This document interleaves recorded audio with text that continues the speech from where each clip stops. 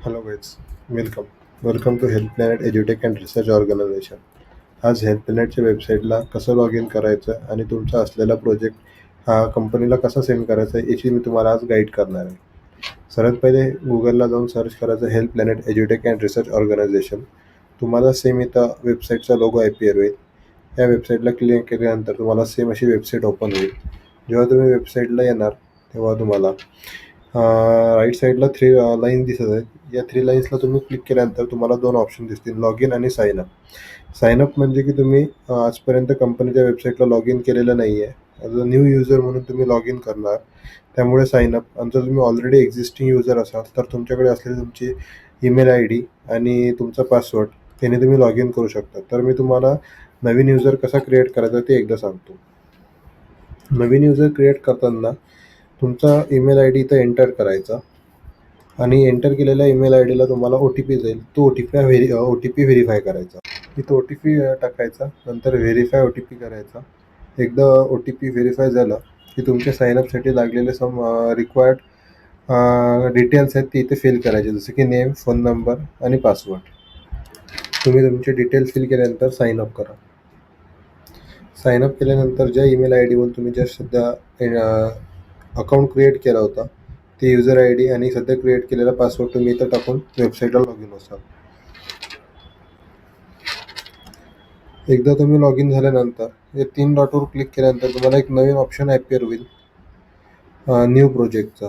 या न्यू प्रोजेक्टला क्लिक केल्यानंतर तुम्ही असलेले डिटेल्स फिल करायचे आणि एकदा फिल झाल्यानंतर क्रिएट प्रोजेक्टच्या बटनाला जेव्हा क्लिक कराल त्याच्यानंतर तुमचा प्रोजेक्ट कंपनीला रिसीव्ह होऊन जाईल.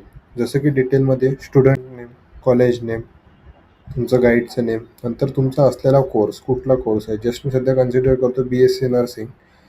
नंतर रिसर्चची सर्व्हिस कुठली पाहिजे तुम्हाला, थिसिस, नंतर रिसर्च टाईप, कॉन्झिक्युटिव्ह, क्वालिटेटिव्ह, नंतर तुमचे असलेले टोटल ग्रुप मेंबर्स.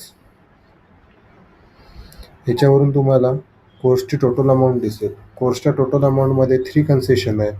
जर वन टाईम इन्स्टॉलमेंटमध्ये पे केलं तर 10% डिस्काउंट आहे. 2% इन्स्टॉलमेंटमध्ये केलं तर 5% आहे आणि 3%ला 0% आहे. मी 2% कन्सिडर करतो, तर मला 5% डिस्काउंट मिळालेला आहे. त्याच्यानंतर एक लास्ट सेक्शन आहे जो की डॉक्युमेंट. तुमच्याकडे सिनॉप्सिस आहे का स्टेटमेंट आहे. जर तुमच्याकडे सिनॉप्सिस आहे तर तुमचा सिनॉप्सिस हा गाईडने अप्रूव्ह केलेला आहे का नाही आहे आणि इथं तुमची सिनॉप्सिसची फाईल अपलोड करायची.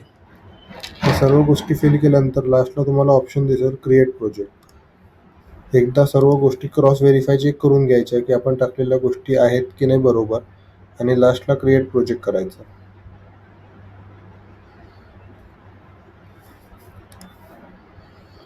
क्रिएट प्रोजेक्ट केल्यानंतर तुम्हाला एक सेक्शन इथं ॲपियर होईल, तो म्हणजे माय प्रोजेक्ट. माय प्रोजेक्टच्या सेक्शनला तुम्हाला तुमच्या असलेल्या सर्व डिटेल आणि तुम्हाला तुमच्या प्रोजेक्टच्या फाईल्स इथं मिळतील. प्रोजेक्ट फाईल्स तुम्हाला जेव्हाच मिळणार जेव्हा तुमचं पेमेंट फुल्ली कंप्लीट असेल. सध्या तुमचं पेमेंट नॉट पेड आहे. जेव्हा तुम्ही पेमेंट कराल तेव्हा आमचे ॲडमिन ते पेमेंट अप्रूव्ह झाल्यानंतर त्याच्यानुसार पेमेंटचं स्टेटस अपडेट करतील. थँक्यू.